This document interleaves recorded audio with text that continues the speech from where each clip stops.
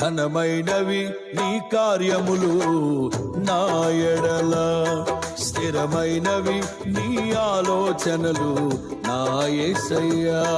ఘనమైనవి నీ కార్యములు నా ఎడల, స్థిరమైనవి నీ ఆలోచనలు నా యేసయ్యా. కృపలను పొందుచు కృతజ్ఞత కలిగి స్తుతులర్పించెదను అన్ని వేళలా.